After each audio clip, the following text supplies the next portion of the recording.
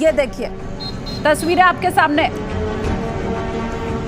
उन्होंने लड़ाइयाँ लड़ी, उन्होंने ईसाइयों के चर्च नष्ट किए, यहूदियों के मंदिर सिनेगाग तोड़े, पारसियों के मंदिर आतिश बहराम तोड़े, हिंदुओं के मंदिर नष्ट किए, खूब मस्जिद मदरसे बनाए, लेकिन फिर भी दुनिया में अपनी इज्जत की पहचान नहीं बना सके।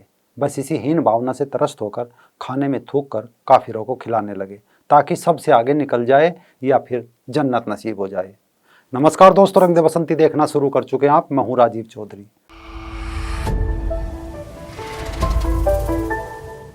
थूक कर चाटना और थूक कर बेचना, कोई इनसे सीखे।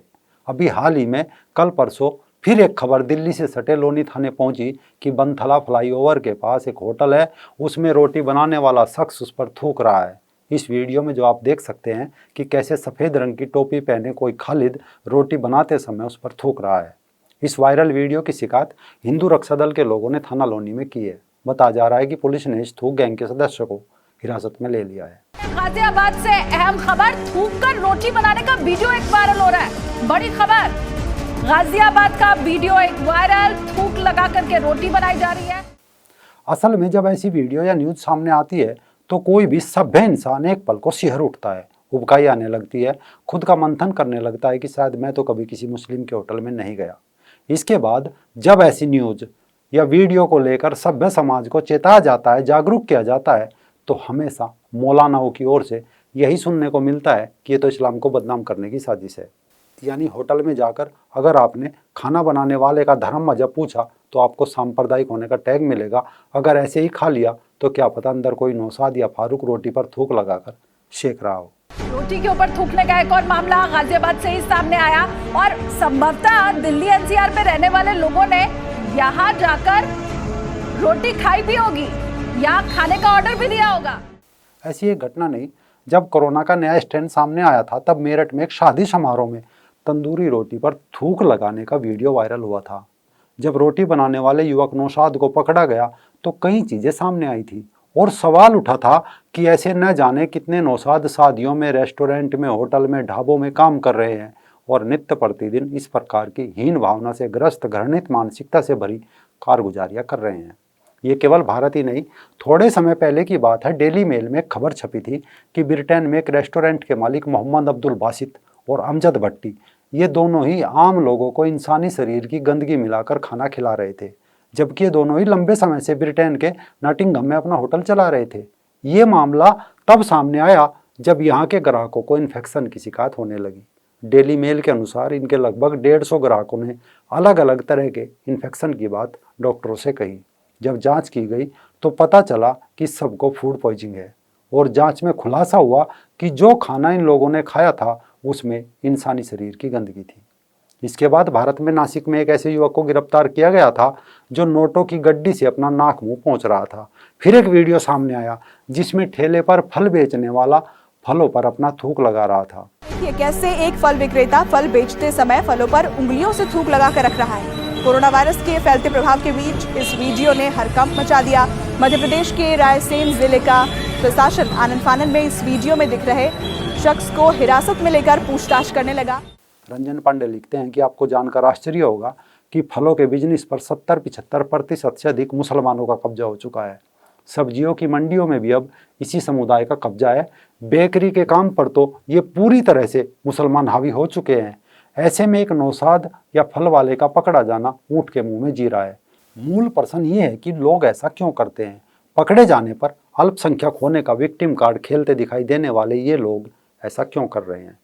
अब इसके भी किस्से अजीब हैं जिन्हें सुनकर हंसी भी आती है और इनके पागलपन पर शर्म भी। बताया जाता है कि एक बादशाह था, उस बादशाह ने शिया मुसलमानों को खाना बनाने पर लगा दिया। अब शिया पूरा दिन खाना बनाने में लगे रहते थे। उस बादशाह की सख्ती से बचने के लिए शिया नई नई तरकीबें फिट करने लगे। कभी बीमारी का बहाना लेकर कभी कुछ, कभी खाने में मिर्च ज़्यादा कर दी तो कभी नमक। जब कुछ ना हुआ तो उन्होंने खाना बनाने वक्त उसमें थूकना शुरू कर दिया। बादशाह को जब पता चला तो उन्होंने खाना बनाने से उन्हें हटा दिया और कहा, तुमसे ये काम नहीं होगा, तुम जमीनों की देखभाल करो। थूकने की बात यहीं से शुरू हो गई। अब सुन्नी तो उनकी थूकने की बात को पकड़ कर बैठ गए कि थूक कर सी आगे बढ़ गए, अब सुन्नी भी थूक कर आगे बढ़ेंगे। और तब से इनके थूकने का कंपटीशन शुरू हो गया कि कौन कितना थूके, चाहे इसमें लोगों को इन्फेक्शन हो, मरे, बीमार हो, इन्हें तो थूकने का एक कंपटीशन जीतना है और जमींदार बनना है।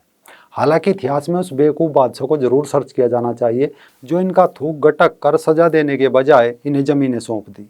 हालांकि ये वाली कहानी सच नहीं है, क्योंकि सच तो दूसरा है, और वो ये है कि एक इंसान होने के नाते हमारा जीवन, हमारे काम, हमारी शिक्षा व्यवस्था और संस्कारों पर टिके होते हैं। इस कारण जानकार बताते हैं कि मदरसा छाप इन नौशाद जैसे सिरफिरों को जो तालीम दी जाती है उसमें लव जिहाद, ज़मीन जिहाद, ये जिहाद, वो जिहाद, थूक जिहाद, ये सब पैंतरे मजहब के नाम पर घुट्टी की तरह पिला दिए जाते हैं कि दीन खतरे में है, उसकी हिफाजत के लिए अल्लाह ने तुम्हें काबिलियत बख्शी है और मुसलमानों के अतिरिक्त सभी काफिर है। अब या तो उन्हें कत्ल करो या इस्लाम की दावत दो। कुरान में क्या लिखा है मौलवी को भी नहीं पता, क्योंकि वो अरबी में है और अरबी इनके बाप दादा उन्हें कभी नहीं पढ़ी। अतः जो मुल्ला मौलवी ने बोल दिया वही अल्लाह का फरमान है, बिना ये सोचे कि मुल्ला किस कंगाल मानसिकता का है। थूक कर खाना खिलाना सबाब का काम है। मुल्ला ने बता दिया और लग गए तमाम नौसाद थूकने, खाने पर, सब्जियों पर, ब्रेड में, जूस में, दूध में, हर उस चीज़ में जिसे काफिर खाएगा या पिएगा। ये इस्लाम की दावत मानी जाएगी। अब आप संक्रमण से मर जाए तो क्या फ़र्क पड़ता है, आप काफिर ही तो है। नौसाद की जन्नत में रिजर्व सीट पक्की है। लेकिन सवाल और हिफाजत ये है कि इनकी इस काल्पनिक जन्नत के चक्कर में दूसरे लोग क्यों गंदगी सटके। वो सांप्रदायिक कहे तो कहने दो, हमें ऐसी धर्मनिरपेक्षता नहीं चाहिए जिसमें ये मजहबी मानसिकता की गंदगी परोसी जा रही हो। दूसरों से पैसे कमाकर ये लोग दूसरों की थाली में थूकते रहेंगे। आज नौसाद, कल सलीम, परसों कोई सलमान या शहजाद। सुनिश्चित करिए कि जिसे आप काम दे रहे हैं, जहां आप खाना खाने जा रहे हैं, जो आप खा रहे हैं, उसे बनाने में कोई नौसाद, फारूक या सलीम ना हो। और इसमें देश के तमाम सिख, बौद्ध, हिंदू, जैन, ईसाई, पारसी सभी सभ्य समाज को साथ खड़ा होकर इसका तिरस्कार करना चाहिए, क्योंकि खाना है साहब, कभी मजबूरी में तो कभी शौकियाना, बाहर तो खाना ही पड़ता है।